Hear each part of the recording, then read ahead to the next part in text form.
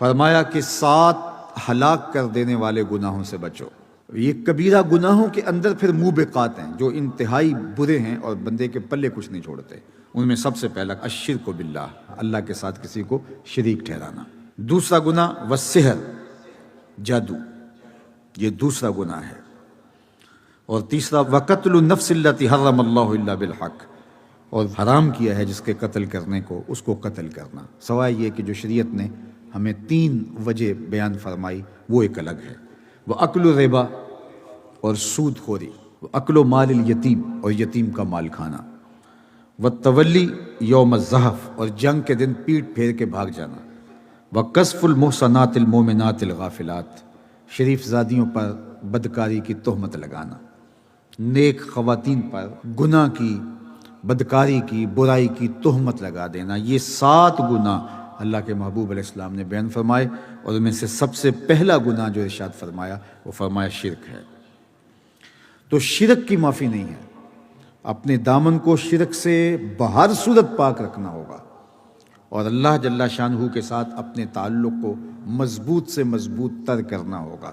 ہماری زندگی اسی کی چوکھٹ کی گداگر ہے، اسی کی دہلیز کی بکاری ہے۔ دوسرا شخص جو آج کی بابرکت رات کے اندر بھی نہیں بخشا جاتا وہ مشاہن ہے۔ ایک تیسرے شخص کا ذکر بھی ایک اور حدیث میں آیا ہے جو اس رات کو معاف نہیں کیا جاتا، جو ماں باپ کا بے ادب اور گستاخ ہے، آج جیسی بابرکت شب میں اللہ کی رحمتوں سے محروم رہتا ہے۔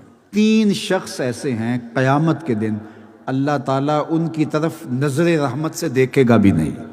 سب سے پہلا العاق لوالدیہ، پہلا شخص جو اپنے والدین کو دکھ دیتا ہے، والدین کو تکلیف پہنچاتا ہے، اذیت پہنچاتا ہے۔ اور بھی کچھ چیزوں کا ذکر ہوا، قتل النفس، اگر کسی نے کسی کو قتل کیا، آج جیسی بابرکت شب میں بھی وہ محروم رہتا ہے۔ قیامت کے دن جب اللہ کی عدالت لگے گی تو سب سے پہلا جو فیصلہ ہوگا وہ قتل کا ہوگا، سب سے پہلا سوال نماز کا ہوگا، سب سے پہلا فیصلہ جو ہے وہ قتل کا ہوگا۔ اور جس نے کسی ایک شخص کو قتل کیا گویا اس نے پوری انسانیت کا قتل کیا۔ حشر کے دن آواز آئے گی فلاں بندے کو گرفتار کرو، پکڑو، اور آتش دوزخ میں سلگتی آگ میں ڈال دو اس کو۔ تو جب فرشتے اس کو پکڑنے لگیں گے وہ آگے سے چیخے گا واللہ ما قتلتو، میں اللہ کی قسم اٹھا کہتا ہوں کہ میں نے قتل نہیں کیا۔ فقیلات، اس کو کہا جائے گا من اعانا علی قتل مسلم ولو بشطر کلمہ جا یوم القیامہ مکتوب بین عینیہ آئس من رحمت اللہ، جس نے کسی شخص کے قتل میں آدھے جملے سے بھی مدد کی، قیامت کے دن قاتلین کی فہرست میں اس کا نام ہوگا، اور اس کی 2 آنکھوں کے درمیان لکھا ہوگا کہ یہ اللہ کی رحمت سے آج مایوس اور محروم ہے، آج اس کو اللہ کی رحمت نہیں ملے گی۔ آدھے جملے سے ہلا شیری دی، کسی شخص کو ترغیب دی کہ پھر اس کی وجہ سے قتل ہو گیا۔ اور یہ اتنا بڑا جرم ہے قتل کرنا جس نے ایک شخص کو قتل کیا، بلکہ ایک روایت میں آتا ہے کہ اگر کسی شخص کے قتل میں ساری دنیا بھی شامل ہو اور اللہ اس کی سزا میں ان سب کو پکڑ کے جہنم میں ڈال دے، اللہ کو پھر بھی پرواہ نہیں ہے۔ یعنی قتل اللہ کے نزدیک کتنا بڑا جرم ہے۔